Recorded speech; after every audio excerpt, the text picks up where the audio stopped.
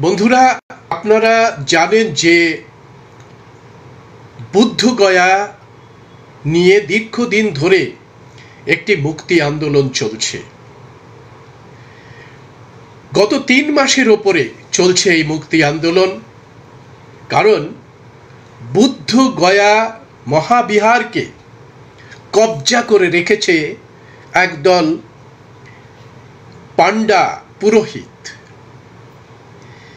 ঘটনাক্রমে তারা কবজা করে রেখেছে ওই বুদ্ধগয়া টেম্পল অ্যাক্টের মধ্যে যে দুর্বলতা আছে সেই দুর্বলতার সুযোগ নিয়ে, এবং সারা পৃথিবীর যে ভ্রান্তেরা আছেন, উপাসক উপাসিকারা আছেন, তারা লাগাতার ৩ মাসের ওপর এই আন্দোলন চালিয়ে যাচ্ছেন।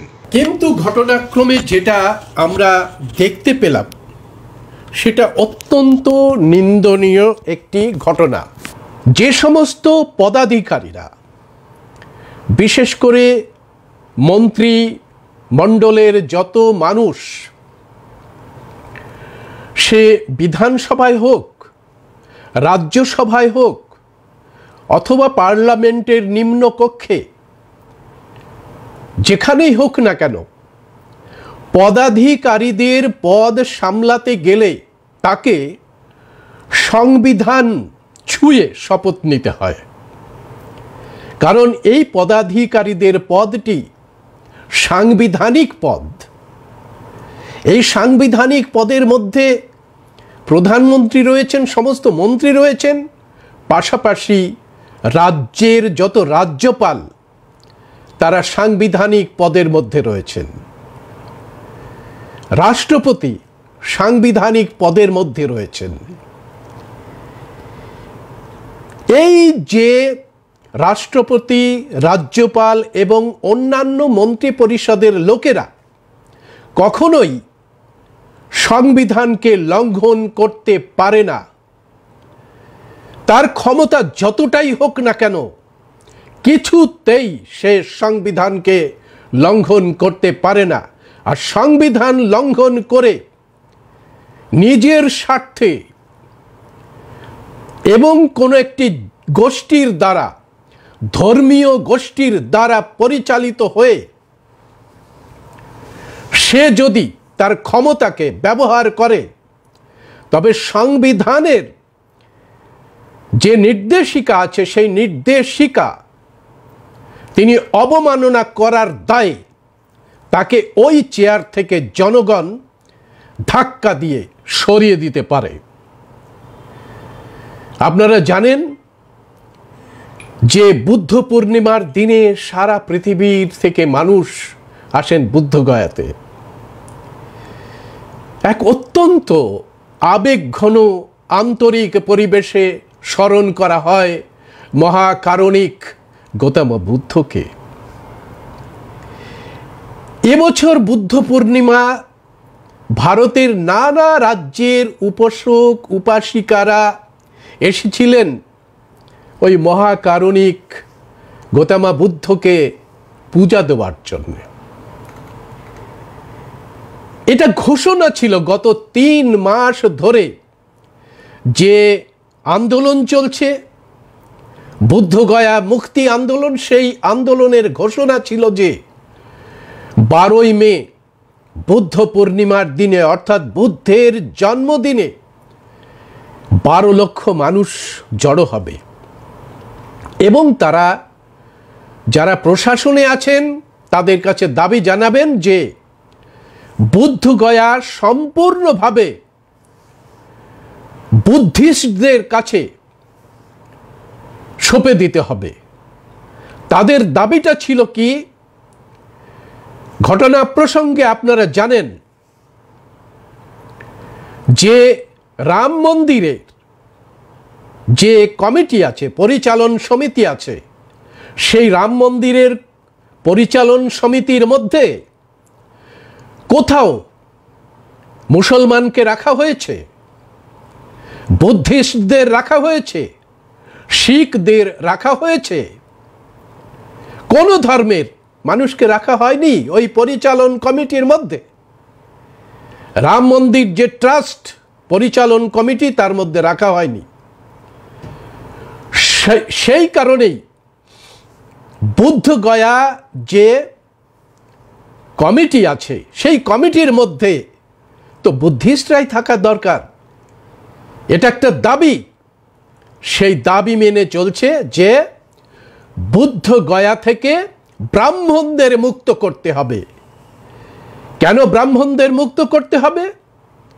যে কারণ ব্রাহ্মণদের হাতে থাকলে সমস্ত কিছু তাদের দ্বারাই, তারা যেভাবে বোঝে সেই আরএসএস এর দ্বারা পরিচালিত হবে। সেই জন্যেই ব্রাহ্মণ মুক্ত করতে হবে বুদ্ধগয়াতে। আপনারা সবাই জানেন যে বিটি অ্যাক্ট 1949-এর একটি আইন। 1949-এর আইন তৈরি হয়েছিল জানুয়ারি মাসে। আর বাবা সাহেব ডক্টর বি.আর. আম্বেদকর আমাদের এই যে সংবিধান, সেই সংবিধানটা ভারত রাষ্ট্রের কাছে দিয়েছিলেন নভেম্বর 26, অর্থাৎ 26শে নভেম্বর 1949 সালে। স্বাভাবিক কারণেই ভারতের আইন অনুসারে, স্বাভাবিক কারণেই এই বিটি অ্যাক্ট একটি অবৈধ আইন। সেই অবৈধ আইনে কি আছে আপনারা জানেন? সেই অবৈধ আইনে আছে যে ওই যে বুদ্ধগয়া টেম্পল নাম দিয়েছে, আমরা বলি মহাবিহার, বুদ্ধগয়া মহাবিহার পরিচালন সমিতিতে 9 জন মেম্বার থাকবে। সেই 9 জন মেম্বারের মধ্যে ওই বিটি অ্যাক্টে মাত্র 4 জন বুদ্ধিস্টকে রাখা হয়েছে, আর 4 জন রাখা হয়েছে এই পান্ডা পুরোহিতদের, অর্থাৎ 4-4 সমান। আর একটি ঘোরতর একটা জটিল প্যাচ রাখা হয়েছে যে ওই জেলার যিনি ডিএম, সেই ডিএম হবে এই বুদ্ধগয়া পরিচালন সমিতির চেয়ারপারসন। আবার বলা হয়েছে যে এই বুদ্ধগয়া টেম্পল অ্যাক্টের মধ্যে বলা হয়েছে যে বুদ্ধগয়া পরিচালন সমিতির চেয়ারপারসন হবে সেই মানুষ যিনি ব্রাহ্মণ। যদি ওই বুদ্ধগয়া জেলাতে কোনো মুসলমান ডিএম হয়, তিনি বুদ্ধগয়া পরিচালন সমিতিতে থাকতে পারবেন না, কারণ তিনি মুসলমান। যদি কোনো শিখ হয় তাহলে তিনি থাকতে পারবেন না, কারণ তিনি শিখ। তখন কি করা হবে?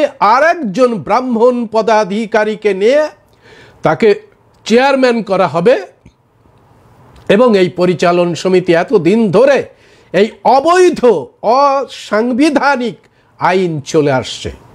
আর এই যে সংবিধানের যে বুদ্ধগয়া টেম্পল অ্যাক্টের দুর্বলতার সুযোগ ধরে ইদানিংকালে বুদ্ধগয়াতে নানা ধরনের মূর্তি ঢুকিয়ে দেওয়া হচ্ছে। সেই মূর্তি ঢুকিয়ে দেওয়া হচ্ছে, তার সেই বিষয়টা আমি একটু পরে আসি। সেগুলো আমরা যখন বুদ্ধগয়াতে গিয়েছি এবং ওখানকার যারা ধর্নাতে বসে আছেন, বিশেষ করে ভান্তে বিনায়াচারিয়া যখন গোটা বুদ্ধগয়াতে তাদের ভিক্ষু সংঘকে নিয়ে ঘুরে ঘুরে দেখতে থাকে, তখন দেখে প্রত্যেক জায়গায় দখল করে বসে আছে পান্ডা পুরোহিতের দল। স্বাভাবিক কারণে তাদের কাছে প্রশ্ন করেছে, বুদ্ধের যিনি বোধিসত্ত্ব লাভ করেছিলেন ওই বোধি বৃক্ষের নিচে এখানে কেন পিণ্ডি দেওয়া হচ্ছে, এখানে কেন শিবের পুজো করা হচ্ছে? এই প্রশ্ন তো স্বাভাবিক। সারা পৃথিবী জুড়ে মানুষ নিন্দা করছে। এরকম একটা পরিস্থিতিতে যখন 12 তারিখে বুদ্ধের জন্মদিন, আপনারা ভালো করে বুঝুন, সারা পৃথিবীর মহাকারণিক বুদ্ধের জন্মদিন ছিল 12ই মে। সমস্ত পৃথিবী থেকে মানুষ আসছে বুদ্ধকে পুজো করতে, বুদ্ধকে সম্মান জানাতে। সেই দিনেই বিহারের মুখ্যমন্ত্রী নীতিশ কুমার তাকে কোন ভাষায়, কোন ল্যাঙ্গুয়েজে অপদার্থ বললে কম হয়? এই অপদার্থ, সুবিধাবাদী পল্টুরাম তিনি কি করেছেন?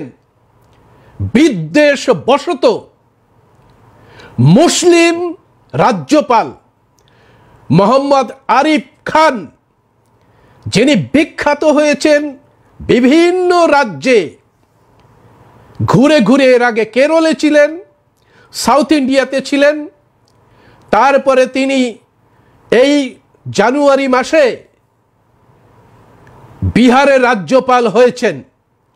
এই আরিফ মোহাম্মদ খানকে দিয়ে বুদ্ধের জন্মদিনে বুদ্ধের মূর্তিকে ঢেকে দিয়ে, আপনারা ভাবতে পাচ্ছেন পরিকল্পনাটা?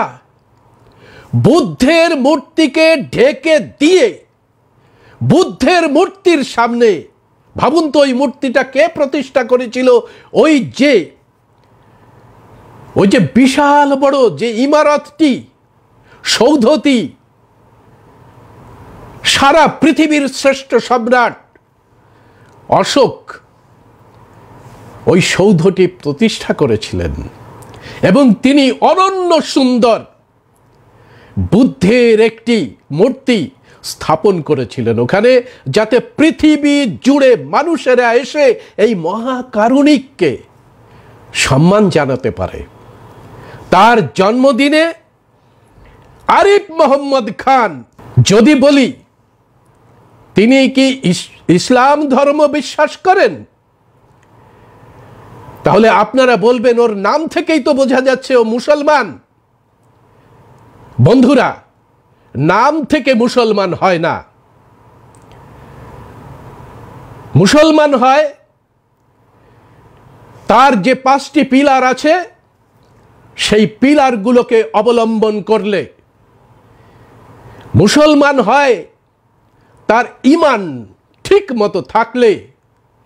সুতরাং আরিফ মোহাম্মদ খান কোনোভাবেই মুসলমান নয়, সে আরএসএস এর পালতু এক আহম্মক, অশিক্ষিত।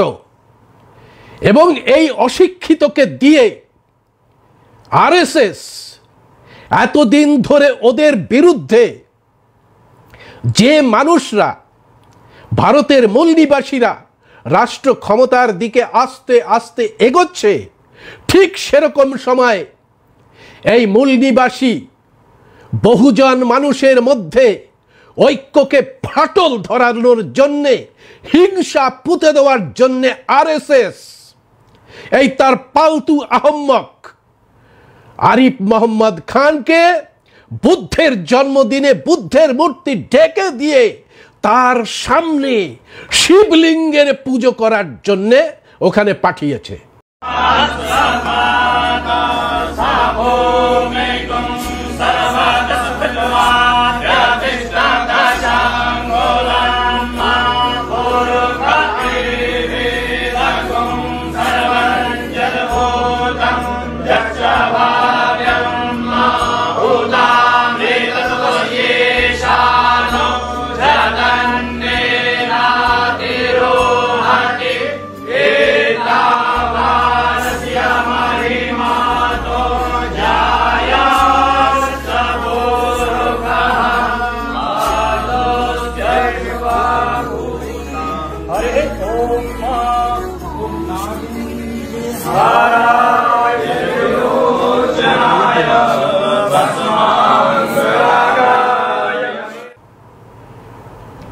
তাহলে বুঝতে পারছেন যে আরএসএস যে ধর্মের কথা বলে, সেই ধর্ম হচ্ছে জিঘাংসার নীতি। আরএসএস যে সম্প্রীতির কথা বলে, সেই সম্প্রীতির অর্থ হচ্ছে অন্যকে ছোট করে, পদানত করে, অপমান করে তাকে তাবে আনা। ভারতের 85% মানুষকে তারা ভয় দেখাতে চাইছে। আরএসএস বুদ্ধকে এত বড় অপমান, বুদ্ধের জন্মদিনে আরিফ মোহাম্মদ খানের মতো একটা পালতু আহম্মককে পাঠিয়ে দিয়েছে যে তার সামনে তুমি শিবলিঙ্গের পূজা করো। আপনারা ভাবুন যে আরিফ মোহাম্মদ খান একটা সাংবিধানিক পদে আছে, রাজ্যপালের পদে আছে।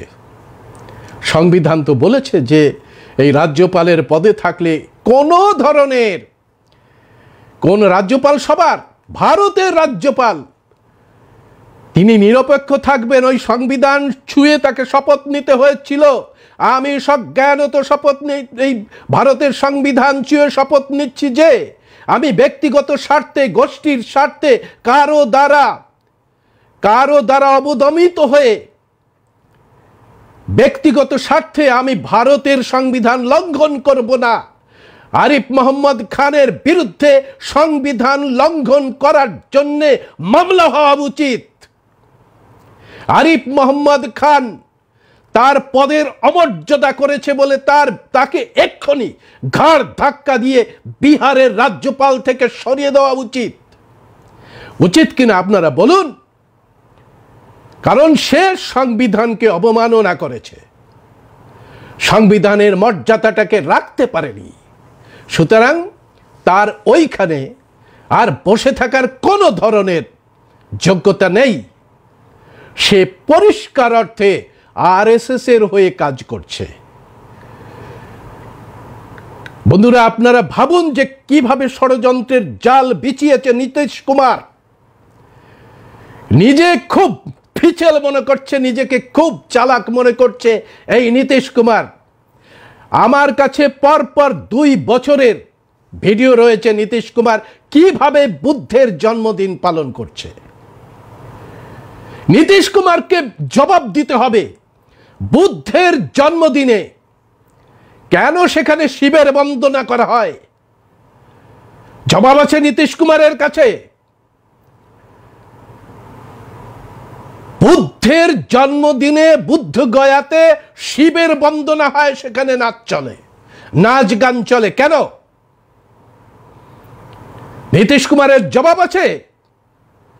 জবাব নেই। সেও একটা পালতু, সে একটা পালতু আরএসএস দ্বারা পরিচালিত পাল্টুরাম। বুদ্ধ গয়াতে বুদ্ধের জন্মদিনে বুদ্ধকে পুজো দিতে আসে, শিবকে নয়। অন্য জায়গায় করো না।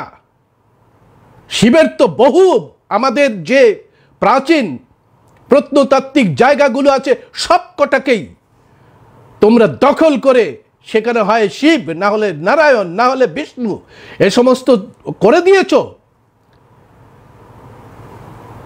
দখল করে সেই সমস্ত মূর্তিগুলোকে পাল্টে তাতে কাপড় চোপড় লাগিয়ে যা খুশি তাই বলছো। সরাসরি এই মিথ্যেবাদীগুলোকে দেখেও আমার মানুষেরা 95% মানুষ তার ইতিহাস যদি বুঝতো, তার সংস্কৃতি যদি বুঝতো, তাহলে তারা লেজ নাড়া ভক্তের মতো এই আরএসএস এর পেছনে ছুটতো না। তারা তাদের সংস্কৃতি, তাদের ইতিহাস, তাদের শৌর্য বীর্য ধরে রাখার চেষ্টা করত। সেটা করতো না। কিছু মানুষ এই আন্দোলন শুরু করেছে আর আমাদের সামনে পাঠিয়ে দিচ্ছে সেই সমস্ত গোলামগুলোকে যারা এই সমাজে বসবাস করে। আজকে ভাবুন কাকে পাঠিয়েছে ওখানে। কোন একটা ব্রাহ্মণ এসে যদি এই কাজটা করতো তাহলে আমরা 24 ঘন্টার মধ্যে তাকে পেটে দড়ি বেঁধে আইনের সামনে নিয়ে আসতে পারতাম এবং বলে দিতে পারতাম ব্রাহ্মণ এই কাজটা করছে। করছে কাকে দিয়ে? আরিফ মোহাম্মদ খানকে দিয়ে। যদি ভারতের এসসি এসটিরা আরিফ মোহাম্মদ খানের বিরুদ্ধে তার যে ধর্ম মুসলমানের বিরুদ্ধে গর্জে ওঠে, তবেই আরএসএস এর সুবিধা হয়ে যাবে। তারা ফাটল ধরিয়ে দিতে পারবে যে বহুজন জোট আছে, সেই জোটের মধ্যে ফাটল ধরিয়ে দিয়ে দাঁত কেলাতে পারবে ওই আরএসএস এর মোহন ভাগবতরা। চালটা বুঝলেন? আর এই চালটা সাজিয়েছে নীতিশ কুমার। এখানেও তাই চলছে, পশ্চিমবঙ্গেও তাই চলছে।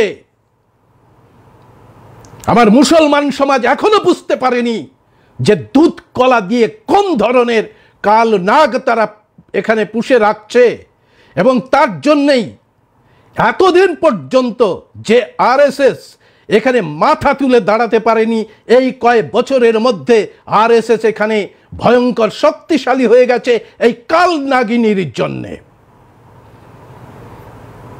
সে আর কেউ নয়, আরএসএস এর আর একটা পালতু, এবং পশ্চিমবঙ্গের এই কালচারটাকে নিয়ে আসার চেষ্টা করছে। সেও সংবিধান ছুঁয়ে শপথ নিয়ে সংবিধানের বাইরে গিয়ে জগন্নাথ মন্দির প্রতিষ্ঠা। জগন্নাথ মন্দির শিক্ষা দেয় না, জগন্নাথ মন্দির কর্মসংস্থান দেয় না, জগন্নাথ মন্দির টেকনোলজিতে ভারতকে উপরে নিয়ে যায় না, জগন্নাথ মন্দির প্রসাদ বিলি করে। অর্থাৎ যারা প্রসাদে পালিত হতে চায়, পরের স্বাদে পালিত হতে চায়, সেই সমস্ত মানুষদের জন্যে, অর্থাৎ তোমরা আমার গোলাম, আমি তোমাকে প্রসাদ দেব, তুমি চেটে পুটে বাড়ি চলে যাও জগন্নাথের আশীর্বাদ নিয়ে। এটা করা যায় না। একটি সাংবিধানিক পদে বসে থেকে এসব করা যায় না। আর সেই কাজটা করেছে আরিফ মোহাম্মদ খান, এবং এই কাজটা করিয়েছে সম্পূর্ণভাবে মোহন ভাগবতের নির্দেশে নীতিশ কুমার। আপনাদের কাছে নিশ্চয়ই পরিষ্কার হয়ে যাচ্ছে যে কেন এই 3 মাস ধরে যে আন্দোলন চলছে, সেই আন্দোলনকে ভেঙে চুরমার করার চেষ্টা করছে, ভেঙে চুরমার করার চেষ্টা করছে আর একটা গোলাম। আজকে আমি সরাসরি সেই গোলামের নাম উল্লেখ করতে চাই। ইতিমধ্যেই বিলাস খারাত সেই গোলামকে চিহ্নিত করেছে। সেই গোলাম এতদিন ধরে, প্রায় 3 দশক ধরে বহুজন আন্দোলনকে ভেঙে টুকরো টুকরো করে দিয়েছে।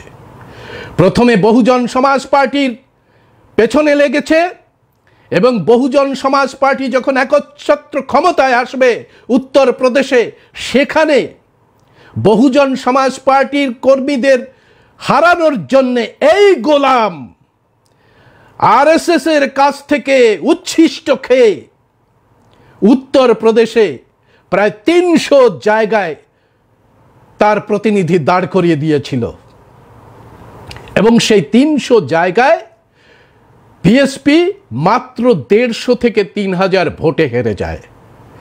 এই গোলামের নাম আপনারা শুনে রাখুন, এই গোলামের নাম ওমান মেসরাম, আর তার চামচারা রয়েছে বাংলায়। এই ওমান মেসরাম তার কারসাজিতে, নীতিশ কুমারের কারসাজিতে, মোহন ভাগবতের নির্দেশে এই আন্দোলন থেকে উঠে আসা সব থেকে শক্তিশালী আমাদের ভিক্ষু ভান্তে বিনয়াচার্যকে ওই দিনে অ্যারেস্ট করেছে। সে বিনয়াচার্যকে কেন, কিভাবে অ্যারেস্ট করেছে তার সমস্ত ভিডিও আমাদের কাছে রয়েছে।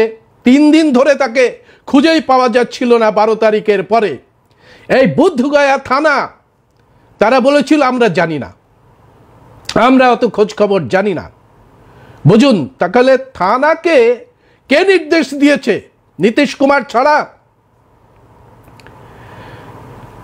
নীতিশ কুমার ছাড়া থানাকে কে নির্দেশ দিয়েছে যে বিনয়াচার্যকে অ্যারেস্ট করার পরে তোমরা কেউ বলবে না বিনয়াচার্য কোথায় আছে? অর্থাৎ ওই আন্দোলনটা হয়ে উঠেছে আরএসএস এর গাত্রদাহ।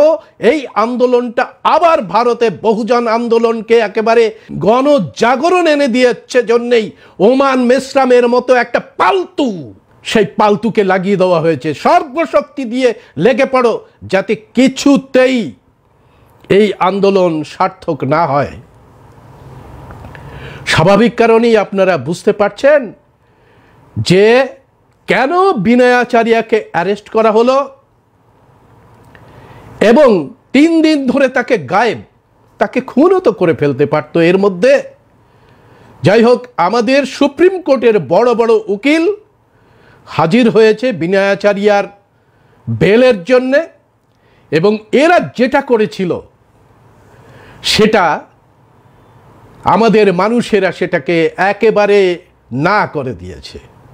এরা ভেবেছিল যে ওই যে ধর্নাটি চলছে সেই ধর্নাটি উঠিয়ে নেওয়ার জন্যে। আমি আবার বলতে চাই, ওই ধর্না মঞ্চে যাদের নেতৃত্ব দেওয়া হয়েছে, আমি নাম করতে চাইছি না এক্ষুনি, নেতৃত্ব দেওয়া হয়েছে, তাদের ধর্নাকে বিক্রি করতে দেওয়া হয়নি। ধর্নাকে নেতৃত্ব দিতে পারো, কিন্তু ওই পদাধিকারী চামচার নীতিশ কুমার এবং আরএসএস এর কাছে গিয়ে বলা যে হ্যাঁ ঠিক আছে ঠিক আছে, যে দেশে এখন যুদ্ধ ব্যাপার চলছে, সব থেকে দেশ বড়। আরে দেশ বড় তো আমরা তো দেশেরই কাজ করছি, দেশের নিরাপত্তার কাজ করছি। ধর্না তো সেই জন্যই, দেশের সংবিধানটাকে রক্ষা করার জন্যে। তো সেই সংবিধান রক্ষা করার জন্যে যেটা ওরা ভেবেছিল যে এদের নেতাগুলোকে, ধর্না মঞ্চে যে সমস্ত নেতাগুলো আছে তাদের পেছনের যোগাযোগ রয়েছে ওমান মেসরামের সঙ্গে, তাদের দিয়ে ধর্নাটাকে তুলে নেওয়ার জন্যে। এই সমস্ত আহম্মকরা যাদের আমরা বিশ্বাস করে নেতৃত্ব দিয়েছি, তারা প্রশাসনের কাছে গিয়ে বলছে হ্যাঁ দেশ আগে বড়, তাই আমরা ধর্না তুলে নিচ্ছি। সময় এসেছে এদের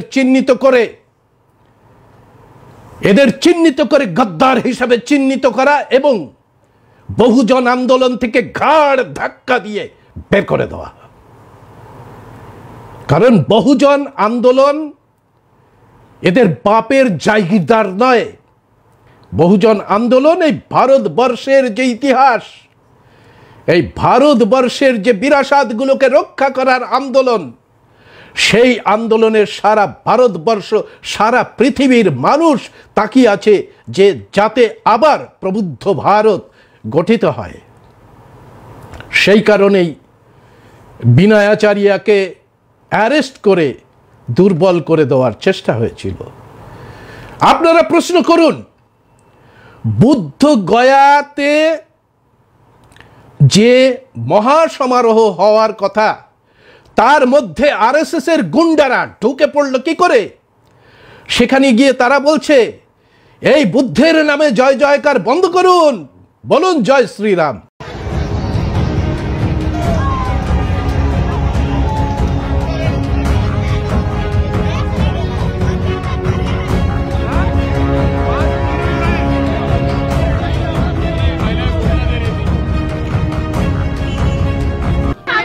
आप लोग से जो क्वेश्चन किया है, अभी आप पुलिस से क्वेश्चन कीजिए, फिर बाद में आप लोग का आंसर देता हूँ। हमारे विश्व शांति के महागुरु तथागत भगवान बुद्ध को हमने जब यहाँ पे नतमस्तक होने के लिए आए, तो हमें बोलते हैं कि यहाँ उनका तुम जय जयकार नहीं करो, जय श्री राम के नारे लगाओ, ऐसा बोलते हम अगर करेंगे तो हम उनके जय जयकार नहीं करेंगे। जिसने जो संविधान निर्माता है, उसकी अगर जय जयकार करेंगे तो इनकी आंखों में आएगा हर किसकी जय जयकार करेंगे। कौन थे वो? कौन से नारे लगाए?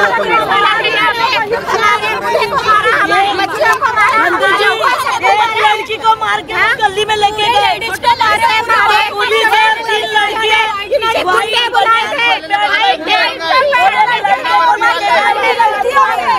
और लेडीज को भी मारे। रिकॉर्डिंग होगा, एक और पुलिसकर्मी को हम खड़ा कर देंगे तो क्या? अरे डिलीट मारे अपने लोगों ने। मैं सवाल ये कर रहा हूँ, ऑन ड्यूटी सेपरेट ड्रेस में कैसे पुलिस? जींस पहने हैं, जींस पहने हैं। विनयाचार्य जी का पता नहीं लग रहा है। हम थाने में भी गए तो वहाँ से भी हमारे को भगा दिया। अभी तक भी उनका कोई पता नहीं है, कोई सुराग नहीं है। किडनैप करा के मर्डर भी करा सकते हैं। बुद्ध की स्टेचू है मेन, उसको पूरा ढका हुआ था। एक भिक्षु के सर में चोट लगी है। কারা ঢুকতে দিল? ওখানে তো আমরা জানি যে আমরা যখন বুদ্ধগয়াতে ঢুকি তখন কিভাবে চেকিং করা হয়। আরএসএস এর এই গুন্ডাগুলো কাদের সহযোগিতায় ওখানে ঢুকে পড়ে উপাসক উপাসিকাদের উপরে বলাৎকার করেছে আরএসএস এর এই গুন্ডারা। তাহলে যে সমস্ত মানুষগুলো আরএসএস কে সামনে রেখে হিন্দু হিন্দু করে বেড়াচ্ছেন, তারা প্রশ্ন করুন যে এটা কি চতুর্বর্ণ সিস্টেমে আপনাকে চিরদিন পদানত রেখেছে। আর এই নকারজনক অবস্থা দেখার পরেও আপনারা যারা বলবেন যে এটা একটা ধর্ম, আপনাদের মতো কাপুরুষ, আপনাদের মতো কুলাঙ্গার জন্মায়নি। আপনারা পড়াশুনো করবেন না, ইতিহাস জানবেন না, ভারতবর্ষের অ্যানথ্রোপোলজি জানবেন না, সোসিওলজি জানবেন না, এরকম একটি পরগাছা বিদেশ থেকে আসা আগাছাকে সমর্থন করে নিজেদের পায়ে কুড়ুল মারছেন, সেটা আপনারা বুঝতে পারছেন না? আপনারা ধরতে পারছেন না যে কারা আসল আন্দোলনটা করছে, কারা ভারতবর্ষের আসলে দেশপ্রেমিক। এই দেশদ্রোহী গদ্দাররা এখানে এসেছে লুটে পুটে খাওয়ার জন্য। আপনার শ্রম, আপনার গর্মের ওপরে পা দিয়ে এরা লুটে পুটে খেয়েছে বংশ পরম্পরায়, কোনো কাজ করেনি জন্যই আপনাকে চতুর্বর্ণের খোঁয়াড়ে পুরে দিয়েছিল। তাতেও লজ্জা নেই, লাত করে কুকুরের মতো যাচ্ছেন ওদের পেছনে পেছনে। লজ্জা, এর থেকে লজ্জা কিছু হতে পারে না। সারা পৃথিবী আপনাদের দিকে তাকিয়ে বলবে কাপুরুষের দল, কুলাঙ্গারের দল। এত বড় একটা সাম্রাজ্য যেখানে সম্রাট অশোক সারা পৃথিবী জুড়ে মাথা উঁচু করে বুদ্ধের যে বিরাসত সেটাকে সারা পৃথিবী ছড়িয়ে দিয়েছিল, আজ আপনাদের মতো কুলাঙ্গারদের হাতে পড়ে সেই সমস্ত কিছু ধ্বংস হয়ে যাচ্ছে, তারপরেও দাঁত কেলাচ্ছেন। এর থেকে কত বড় লজ্জা হতে পারে? পৃথিবীর কোনো জায়গায় এত বড় ইতিহাস নেই। সামান্যতম ইতিহাস আছে, সেই ইতিহাসগুলো সংরক্ষিত করার জন্য তারা জীবন দিচ্ছে। আপনি ভাবুন, জাপান, সেখানে তো বুদ্ধের জন্ম হয়নি, কিন্তু বুদ্ধের যে বিচারধারা, সেই বিচারধারা জাপানে গেছে। জাপান অন্যান্য যে সমস্ত শুভ বুদ্ধি সম্পন্ন বিচারধারাকে একেবারে বুদ্ধের বিচারধারার সঙ্গে মিলিত করে একটা মহান দেশে পরিণত হয়েছে। চীন, ভাবুন তো কোথায় পৌঁছে গেছে চীন আজকে। কাউকে বরদাস্ত করে না, কারো পদলেহি ওই যে লেজনাড়া প্রভু ভক্তের মতো গাগা গাগা করে বেড়ায় না। চীন বুদ্ধের বিচারধারাকে ধরেছে। আজকে সারা পৃথিবীর সর্বশ্রেষ্ঠ যে বুদ্ধের প্রতিমা নির্মাণ, প্রতিমা মানে কোনো পুজো টুজো নয়, প্রতিমা মানে হচ্ছে আপনার যে বিরাসত, আপনার যে ঐতিহ্য, আপনার যে সংস্কৃতি, সেই সংস্কৃতির প্রতিমূর্তি হচ্ছে ওই বুদ্ধের প্রতিমা। সুতরাং বুদ্ধের প্রতিমাতে পুজো করা মানে হচ্ছে এদের মতো আলতু ফালতু যে সমস্ত কাল্পনিক তার পেছনে ঘুরে বেড়ানো নয়। বুদ্ধ একটি মায়ের কোলে জন্ম নিয়েছিলেন এবং এই পৃথিবীর মুক্তির জন্যে তিনি সমস্ত কিছু ছেড়ে দিয়ে 6 বছর কঠিন তপস্যা গ্রহণ করে দুঃখ থেকে বেরিয়ে আসার কারণ তিনি খুঁজে দিয়েছিলেন। আজকে সেই অমূল্য সম্পদ ছেড়ে, নিজের ধন ছেড়ে পরের ধনে মত্ত হয়ে, যেখানে কিছু নেই, আপনাকে কিছু দেওয়ার নেই, মন্দিরে ঢুকলেই সেখানে পিটিয়ে মারছে আপনাকে, ঘোড়ায় চড়লেই পিটিয়ে মারছে আপনার সন্তানকে, সামান্য একটা জুতো, রিবকের জুতো পরলে আপনার সন্তানকে পিটিয়ে মারছে, কারণ সে এদেশের মূল নিবাসী। কোথায় থাকেন, কিভাবে থাকেন, এখনো গর্জে উঠতে পারছেন না? গর্জে উঠুন। যদি সত্যি সত্যি মাথা তুলে আবার বাঁচতে চান, সত্যি সত্যি মাথা তুলে গর্ব করতে চান আপনি বাঙালি, আপনি ভারতবাসী, তাহলে আপনার ইতিহাসকে চিনে নিন, আপনার পূর্বপুরুষকে চিনে নিন। তবেই আপনি পারবেন। ওরা আমরা জনগণের কাছে দায়বদ্ধ। জনগণ যারা আন্দোলন করছিল তাদের ঐতিহ্যকে ফিরিয়ে আনার জন্যে,